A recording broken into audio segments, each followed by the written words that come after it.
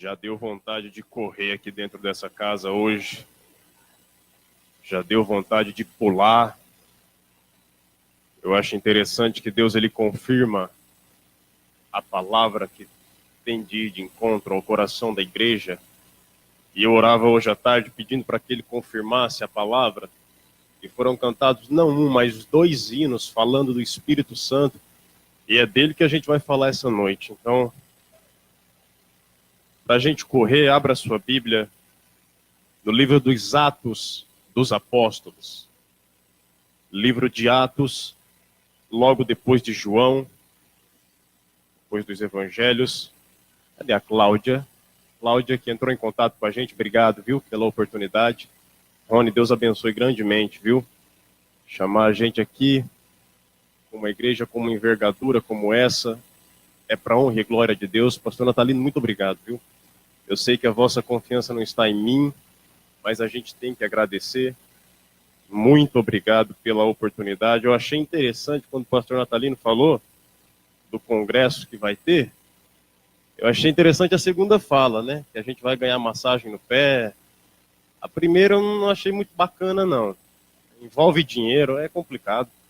Mas a segunda, muito feliz. Estou na companhia da minha esposa, a Tayla. É minha, viu, gente? Eu já botei meu sobrenome no nome dela.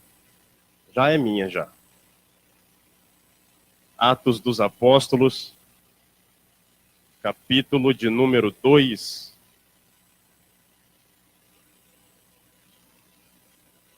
Atos dos Apóstolos, capítulo de número 2.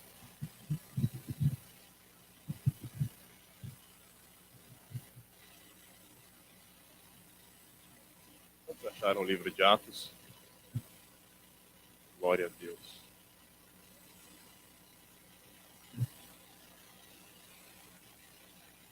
Vamos ler alguns versículos rapidamente. A tradução da minha Bíblia é um pouquinho diferente, mas não tem problema não. Vamos lá. E tendo chegado o dia de Pentecostes, eles estavam todos concordemente em um só lugar. E de repente veio um som do céu, como de uma rajada de vento impetuoso, e encheu toda a casa onde eles estavam assentados. Eles apareceram línguas como de fogo, que se repartiam e pousaram sobre cada um deles.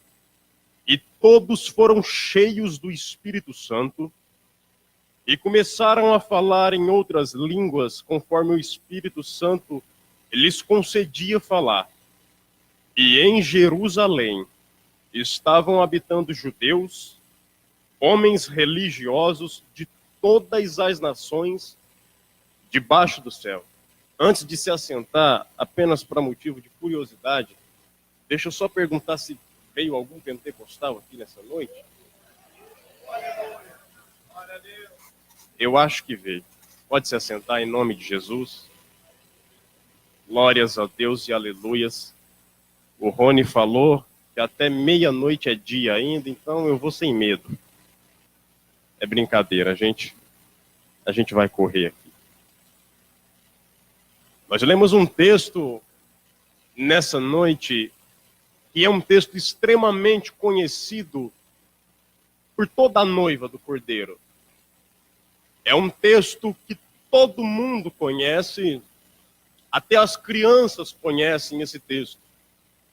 Hinos foram feitos com base neste texto, portanto é um texto muito conhecido.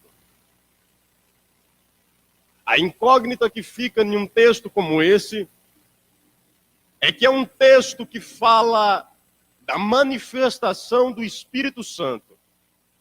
E em seguida da manifestação, vai dizer que línguas repartidas como de fogo foram vistas no meio daqueles cristãos. O problema do pensamento que envolve esse texto é que muitas pessoas associam a manifestação do Espírito Santo com movimento. E a manifestação do Espírito Santo não significa movimento. O movimento é uma consequência de um fogo consumidor que toma o nosso espírito em alguns momentos. Portanto, o problema de olhar para esse texto e pensar que a manifestação do Espírito Santo é apenas um movimento, é um pensamento equivocado, é um pensamento errôneo. Por isso nós vamos ver algumas etapas aqui nesta noite que envolvem a manifestação do Espírito Santo. E quando a gente pensa em Espírito Santo, algo nos vem à mente. O que é ser santo? A definição de ser santo é algo extremamente puro e perfeito. A incógnita que fica nessa definição é que não existe homem perfeito sobre a terra. Só existiu Jesus. Mas nós seguramente podemos dizer que somos santos. A diferença é que existem duas escalas de santidade. Existe o santo perfeito, mais conhecido como Jesus Cristo, e existe o santo imperfeito, que somos nós. Essa é a diferença das duas definições de santidade. As 4 etapas que nós precisamos ver é que antes do capítulo 2 do livro de Atos, antes da manifestação, alguns processos contribuíram para que isso acontecesse. Não foi do nada. O interessante é que o texto diz, e de repente, o Espírito cai sobre eles. Entenda que a palavra de repente não tem o mesmo significado do que a palavra do nada. O Espírito Santo se manifestou de repente, mas ele não veio do nada. Uma coisa que vem do nada é algo que não tem propósito nenhum. Uma coisa que vem do nada é algo que vem do nada para nada. O texto diz que o Espírito veio de repente sobre eles. Não significa que veio do nada. Portanto, o Espírito ele vem com um propósito na nossa vida. Ele não vem para nada. Por isso que é impossível uma pessoa que se diga cheia do Espírito Santo, ela não ter aqueles trejeitos que a gente costuma chamar de pentecostal, que lá fora as pessoas criticam, mas lá de cima o dono do poder está se agradando da gente. Essa é a diferença. Eu vou fazer algumas alusões de alguns textos aqui na Bíblia. Se você quiser abrir, fique à vontade. Se você não quiser, não tem problema algum. O interessante é que a Bíblia, ela nos confirma que somos santos. Mas ela não deixa de dizer que nós somos santos imperfeitos.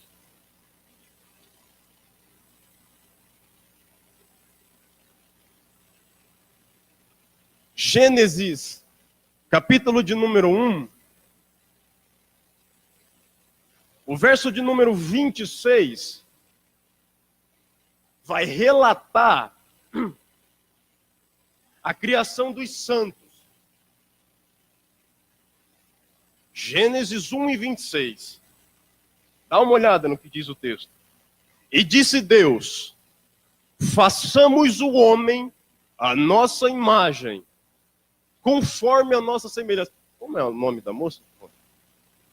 Nancy. Obrigado, viu, Nancy? Se você puder me ajudar aí um pouquinho, tá? Se puder fazer um fundo aí pra gente, vai ficar mais legal.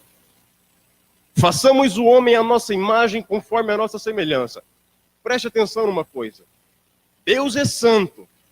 E ele é um santo perfeito. Se ele nos fez a imagem dele, logo nós somos santos perfeitos. Acontece um desvio no caminho, e os que eram chamados santos perfeitos, de repente quebram a aliança. Por isso que hoje nós não somos mais santos perfeitos. Existiu um processo depois da criação, que invalidou que nós disséssemos, eu sou perfeito. E esse é o segundo processo que contribuiu para a manifestação do Espírito. E o que foi que aconteceu? Gênesis capítulo 3 e versículo 6 é onde acontece a quebra da santidade, da perfeição dos santos. Dá uma olhada. E quando a mulher viu que a árvore era boa para alimento, e que era agradável aos olhos, e uma árvore a ser desejada para fazer alguém sábio, ela tomou do seu fruto e comeu, e deu também ao seu marido, e ele comeu com ela. Ó, e os olhos de ambos foram abertos. Presta atenção que o texto não diz, e os olhos de ambos foram se abrindo. A Bíblia diz que os olhos de ambos foram abertos. Esse é um processo que acontece de repente, mas não do nada. Porque ninguém entra em pecado do nada. Ninguém desliza do nada. Ninguém acessa site pornográfico do nada. Ninguém cai para os manjares do mundo do nada. É de repente, mas não é do nada. Preste atenção que Deus cria o homem, bota dentro de um jardim, Rony, para fazer tudo que a gente mais queria. Viver do bom e do melhor sem trabalhar. Perfeito. E Adão conseguiu quebrar isso. Impressionante. Não aconteceu do nada. Eles viviam no jardim. E a Bíblia vai relatar um diálogo da mulher com a serpente. Portanto, não foi do nada. Um processo aconteceu de santo perfeito para se tornar imperfeito. Eles comem do fruto. E a perfeição estava quebrada. Aí Deus, ele dá os castigos e acabou a perfeição. Prova disso é que o homem é expulso do jardim e para conseguir o que ele conseguia lá dentro, ele tem que trabalhar. Muito. A mulher começa a ter dor de parto. Não sei o que é que vai ser de Eva quando todo mundo subir para o céu. Ela fez todo mundo ter dor de parto, meu Deus. Repare que nada acontece do nada. As coisas acontecem de repente, mas não do nada. Eu vou avançar para um outro texto que traz a solução da imperfeição, mas não nos torna mais perfeitos. A Bíblia nos dá a solução da perfeição que foi quebrada, mas nós nunca mais seremos perfeitos. Os únicos homens perfeitos que existiram sobre a face da terra foram Adão e Eva, porque depois deles vieram Caim e Abel, que já não eram mais perfeitos. Até o final dos nossos dias, ninguém mais será perfeito. A gente precisava de uma solução.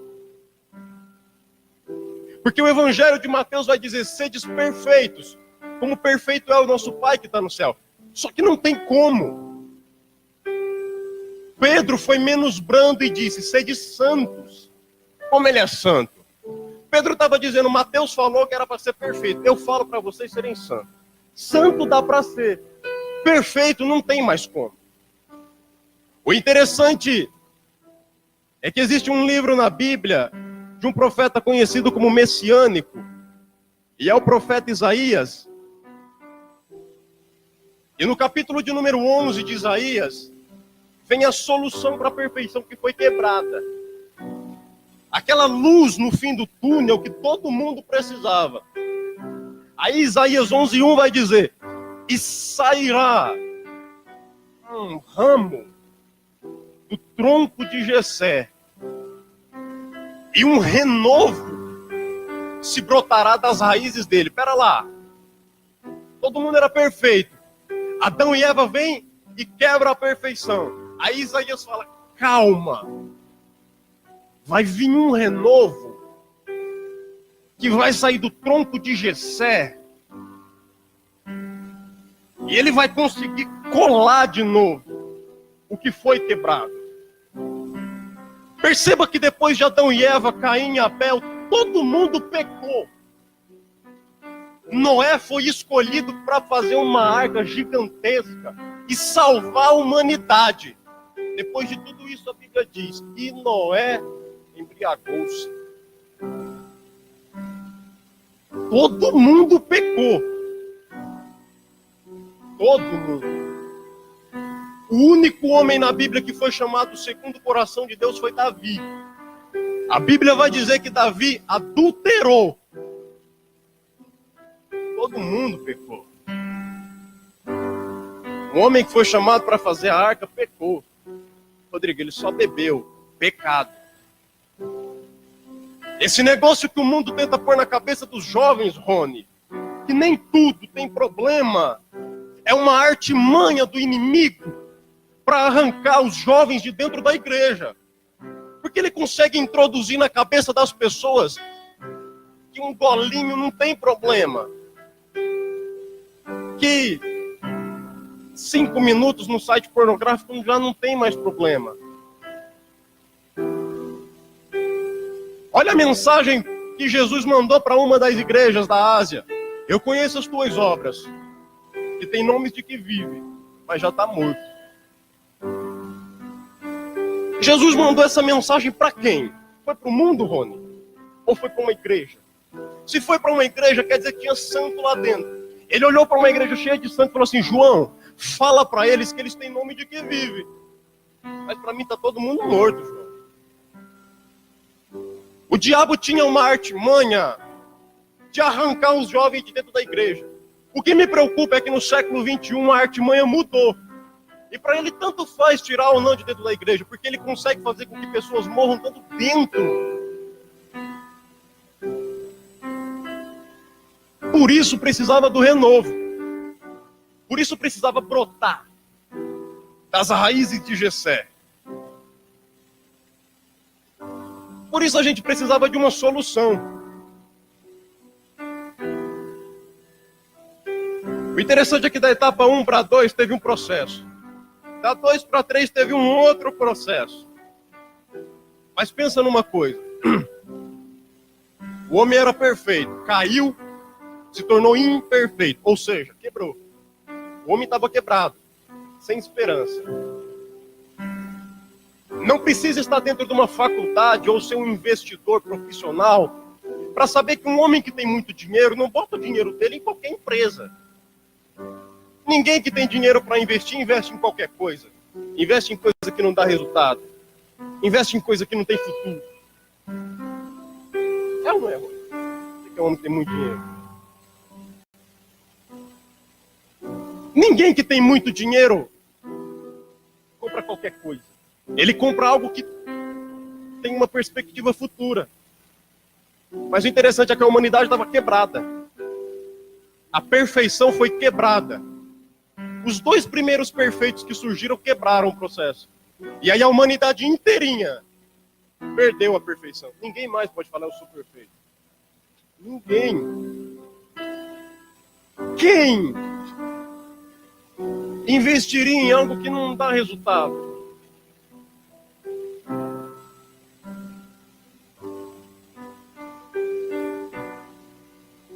Quem olharia para algo que não vai ter retorno e diria, eu quero? Quem vai olhar para uma empresa hoje e dizer, olha, nos próximos 20 anos é só conta no vermelho? Quem olha para uma empresa dessa e fala, eu compro? Quem é maluco? Mas a realidade aqui não é questão de ser maluco ou não. É questão que para investir numa humanidade que foi quebrada precisava de amor. Mas um amor que ninguém nunca teve. Aí vem João 3,16 e fala assim, porque ele, quem investiria em algo quebrado? Aí João vem e fala, mas ele amou o mundo de uma maneira tal que ele pegou o unigênito dele e entregou. O interessante é que o versículo 17 vai dizer assim, porque Deus ele não enviou seu Filho ao mundo para condenar o mundo, mas para que o mundo fosse salvo Interessante é que a humanidade estava quebrada. Mas Deus falou assim: não vão me dar retorno. Não tem resultado. Fala o seguinte, vai lá. Pode ir. O maior investidor de todos os tempos foi Jesus. Que disse assim, ó: o Rodrigo é pecador. Embora ele esteja em cima de um altar pregando, ele é pecador, mas eu vou dar o sangue na cruz por ele. Eu vou melhorar. A Vista Alegre inteira já pecou. Eu vou abrir os braços na cruz para salvar eles.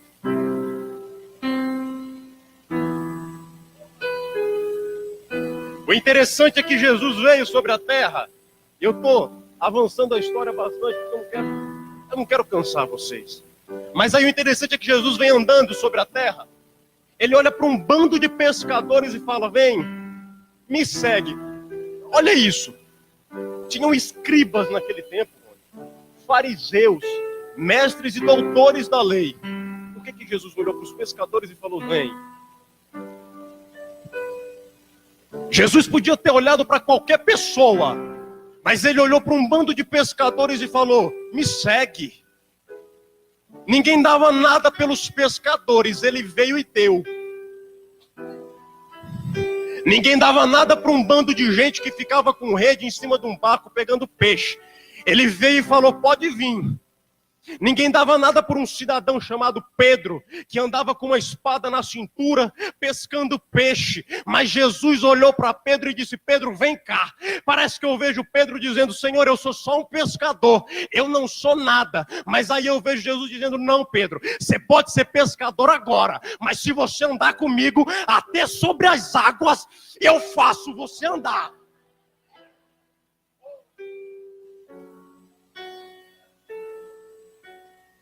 Alguém não gostou de você, mas Deus gostou. Alguém não foi com a nossa cara, mas Ele foi. Alguém não gosta do jeito que essa juventude canta, mas Ele gosta. Alguém não gosta do jeito que eu prego, mas foi Ele que me levantou. As pessoas podem não gostar da gente, as pessoas podem nos maldizer pelo que Deus faz na nossa vida, mas fica tranquilo, porque o dono da obra e o dono do Espírito que nos enche não é o homem, é Deus. Se alguém que estiver preocupado, que reclame com Ele.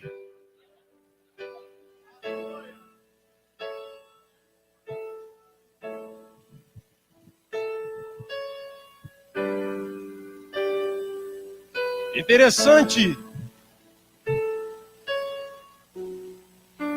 é que fazer um investimento custa caro, é um risco. Quando a gente estuda sobre investimento na faculdade, existe um negócio chamado ações. Porque é muito simples, não precisa nem ir para a faculdade para saber disso. Ações é uma parte de uma empresa que você compra. Só que quando você faz isso, você está tomando um risco danado. Pensa só. Pensa numa coisa. Eu boto R$1 milhão na empresa. Se amanhã essas ações desvalorizarem, foi todo o meu dinheiro. Tem um risco. Jesus correu um risco danado. Porque a gente estava quebrado. A gente não era mais perfeito. Por que um perfeito ia investir nos imperfeitos? Estevão vai dizer que quando ele estava morrendo, ele viu Jesus à direita de Deus. Por que um homem que senta à direita de Deus vai investir num bando de imperfeito? Para quê? O interessante é que Jesus vem caminhando, a história dele vai. De repente, acontece o que Isaías disse que tinha que acontecer. Mas convém que ele morra. Olha o risco. Para investir nessas ações, Rodrigo, Rony, pastor Natalino, são tudo ações. Para Jesus investir nessas ações, tinha um risco danado. Era bem simplesinho. Correr na cruz. Olha que fácil. Bem simples. Sem ter pecado, arregaçar o braço na cruz e dizer: vamos embora. É pela Vista Alegre? Vamos embora. É para que eles vençam as portas do inferno, então vamos embora, me joga na cruz. Ele nem precisava disso. Você quer ver como que teve isso? Algumas pessoas dizem, não, Rodrigo, você está maluco. Era Jesus. Era Jesus. Não foi tão difícil assim para ele. Algumas pessoas dizem, Rodrigo, ele disse, todo o poder foi me dado nos céus e na terra. Não deve ter sido tão difícil assim para ele, não. Nada a ver. Você quer ver como foi difícil? Mateus capítulo de número 28. Está lá Jesus no jardim do Getsêmani. A Bíblia vai dizer que a agonia dele, Rony, era tanta que o suor dele se transformou em sangue. Alguém aqui já ficou tão angustiado a ponto de suar sangue? Aí a gente consegue dizer que não foi tão difícil assim? Quantas vezes Jesus orou antes de entregar o Espírito? A Bíblia diz que por 3 vezes. Ele foi até os discípulos assim, vocês não oram comigo nem uma hora. Estou angustiado, gente. Ele voltava. Ele veio de novo. Pelo amor de Deus, Pedro, 1 hora orando comigo? Estou falando que eu estou angustiado, Pedro. Aí ele volta. Eu acho interessante é que na oração dele, ele começa meio que recuar. Escute, para você não achar que estou pregando heresia. Presta atenção. Ele começa meio que recuar, porque ele vai e diz assim, Pai, passa de mim. Porque Jesus sabia que ia doer. Aí ele fala, passa de mim este cálice. Quando ele diz isso, parece que eu vejo o inferno dizendo, aí não vai ter esperança para eles não. O único homem capaz de comprar esse monte de imperfeito está pedindo para retirar o cálice dele. Não tem mais esperança para ninguém. Podem ficar tranquilos que a terra é nossa. Parece que eu vejo Satanás comemorando e dizendo, já era. Não tem mais esperança para ele. Mas Jesus vem e dá um brado dizendo, Pai, todavia, não seja como eu quero. E se é por eles...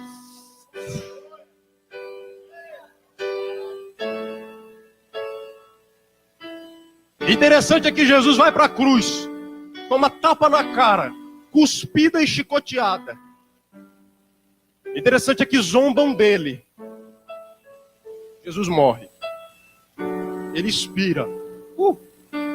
Está consumado. Aí parece que eu vejo o inferno dizendo, peraí, a gente nem precisou matar ele. O homem foi lá sozinho e se entregou. Que beleza, mais fácil para a gente. Não precisamos nem batalhar contra ele, o homem já morreu. Que beleza. Muito bom. Vamos fazer uma festa, porque o único que podia livrar eles morreu. Acabou. Já era. O que eu acho interessante é que está lá Jesus dentro do túmulo, morto. E alguns filósofos que também já morreram estavam dizendo que era impossível um homem sentir as mesmas coisas que as pessoas sentem, por mais poderoso que ele seja. Para você não achar que eu estou falando coisa errada, depois você pesquisa o nome desse filósofo, que foi Xenófanes. Ele dizia que nenhum homem pode sentir a dor que um ser humano sente e passar o que um ser humano passa. Mas o que eu acho interessante é que os homens que já falaram de Jesus por essa terra e se atreveram a confrontar o nosso Cristo, dizendo que ele era só mais um, esses filósofos estão mortos. E se você chegar no túmulo deles, por exemplo, lá na Grécia, que é o berço da filosofia, nós vamos ver o nome deles numa plaquinha dizendo, jaz aqui o fulano de tal, jaz aqui o ciclano que já morreu, já se foi, jaz aqui os restos mortais dele. Mas o que eu acho interessante é que depois que Jesus morreu, algumas mulheres foram até o túmulo dele para ver se o corpo estava lá. Quando essas mulheres chegaram no túmulo, elas não acharam uma plaquinha dizendo jaz aqui o Cristo. Elas não acharam uma plaquinha dizendo jaz aqui os restos mortais. O que elas encontraram de cara foi uma pedra removida. Eu não entendo isso porque Pedro não remove, morto não remove pedra. Mas a pedra do túmulo do nosso Cristo já estava removida quando elas chegaram lá. Elas se aproximaram do túmulo e o corpo nem estava lá dentro. Deve ter ficado uma incógnita. Que morto é esse que levanta e sai andando? De repente, o texto diz que alguns varões de branco se puseram do lado dela e começaram a dizer, por que vocês procuram dentre os mortos aquele que está vivo? Ele não está aqui. Ele já ressuscitou.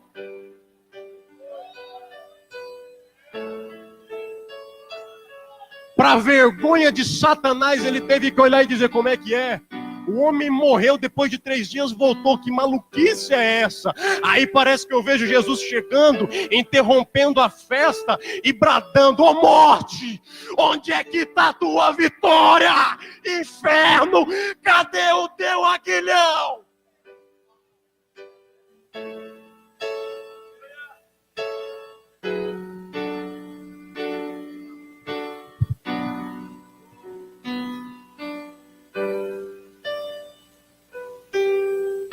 Gênesis 1 e 26, perfeitos.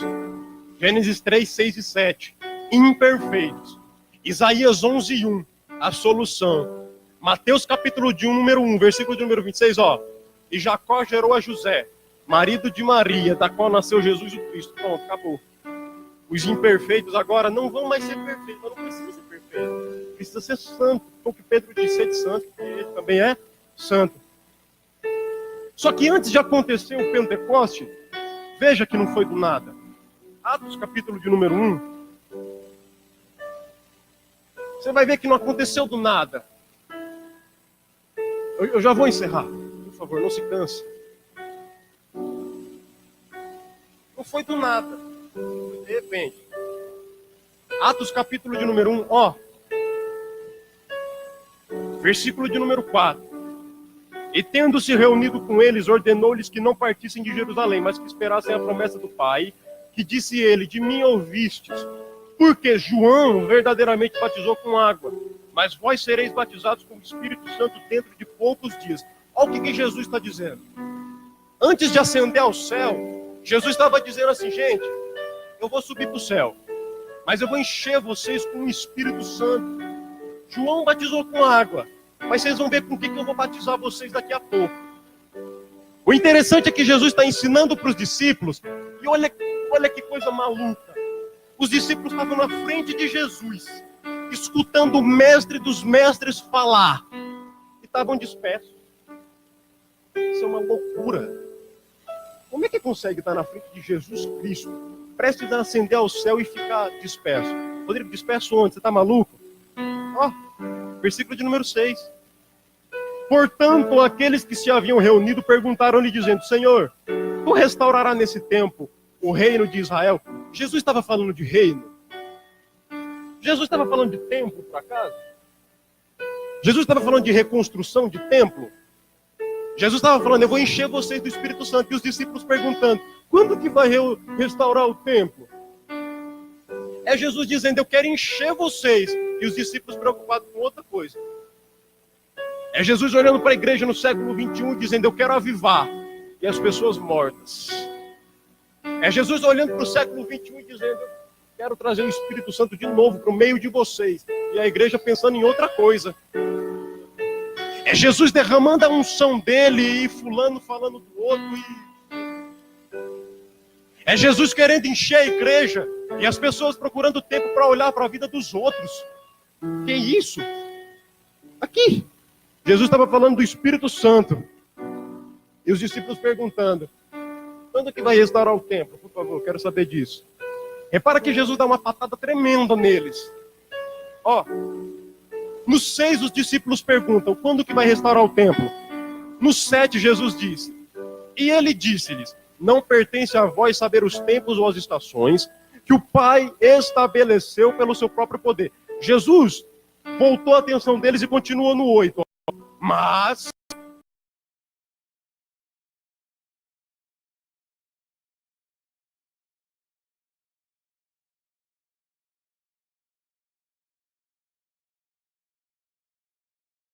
vocês não estão entendendo que eu estou falando que vou encher vocês, e vocês querendo saber do templo. Sabe o que eu aprendo com esse texto aqui? É que Jesus está falando do Espírito Santo e as pessoas estão preocupadas com a igreja, estão preocupadas com outra coisa. Aí quando Jesus tira eles de cena, Jesus está falando assim: para de pensar no templo, porque eu não dependo de 4 paredes para encher ninguém. Para de pensar em outras coisas, porque eu não dependo de ninguém para encher a igreja. Parece que eu vejo Jesus dizendo: o poder ele é meu. Quando eu quero encher alguém, eu encho. Quando eu quero pegar um que era do nada, um pescador, e fazer um pastor, eu faço. Quando eu quero pegar alguém do nada e fazer um pregador, eu também faço. Porque a igreja, ela é minha. E as portas do inferno não prevalecerão contra nós.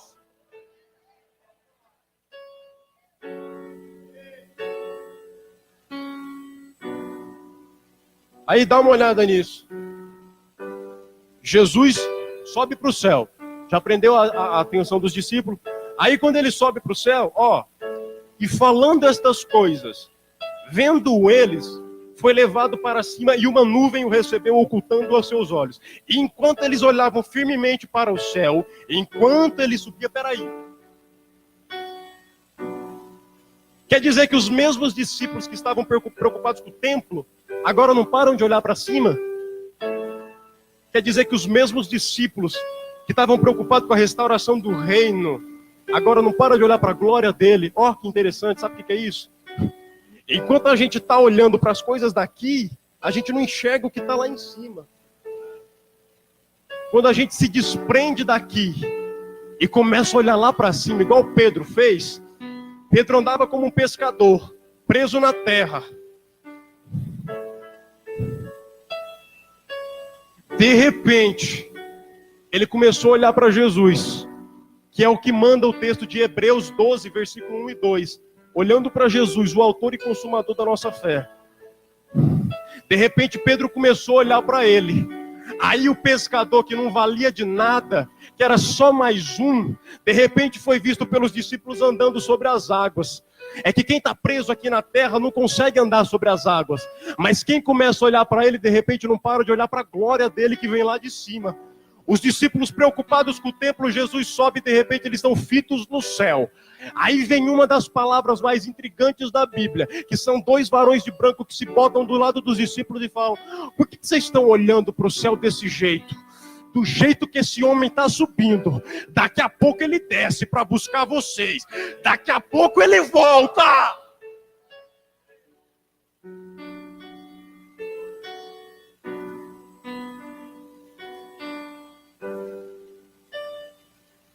Pronto. Os imperfeitos que não tinham mais esperança, agora tiveram esperança. De repente, quem estava preocupado com as coisas da terra, começou a olhar para cima e não parava mais de olhar. Enquanto a gente está preocupado com as coisas daqui, as de lá não vêm ao nosso encontro. A gente até canta aquele hino, tudo entregarei. Eu não entrego. Esse é o problema. Eu vou encerrar deixando só uma fala. Mateus capítulo de número 11, do versículo 1 ao 5. João está preso. Aí ele fala para os discípulos dele, vai lá e pergunta se tem um tal de Cristo aí fazendo alguns milagres. Os discípulos vão. Quando chegam lá, Jesus não fala que era o Cristo. Jesus fala, vê aí o que está acontecendo, vai lá e fala para João o que foi que aconteceu. Os discípulos voltam. Repara que Jesus, no texto, Jesus não fala que é o Cristo. Jesus pede para eles olharem as obras que estavam sendo feitas. Sabe por quê, jovem? Porque não precisa a gente sair falando que a gente é da igreja. Quando eles olharem para dentro de nós, eles já vão saber. Não precisa sair por aí falando, eu vou na igreja todo domingo. Porque quando eles olharem que a gente repudia sexo antes do casamento, eles vão saber já que a gente é da igreja. Quando eles veem que a gente não fala palavrão, eles já vão entender quem somos nós. É por isso que Satanás, quando ele olha para um crente cheio do Espírito Santo, ele não se atreve muito. É porque ele sabe que o dono do poder é o Cristo da cruz. E contra ele o diabo nunca pôde nada. Aí parece que eu vejo os discípulos voltando para João e falando assim, ô João, o rapaz lá não te respondeu não. O rapaz nem falou que era ele. Aí João fala, mas o que ele falou? Quando eu vejo os discípulos falando assim, ele só falou para ver o que estava acontecendo. Aí João pergunta, e o que estava acontecendo? Aí os discípulos vêm e falam, tem uns leprosos lá que de repente estão curados, uns cegos lá que de repente começam a enxergar, uns aleijados que começam a andar, tem uns endemoniados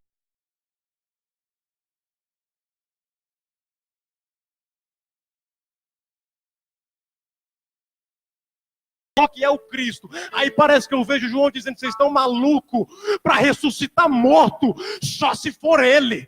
Para fazer aleijado andar, só se for Ele. Para fazer cego enxergar, só se for Ele. Para fazer andar sobre a água, só se for com Ele.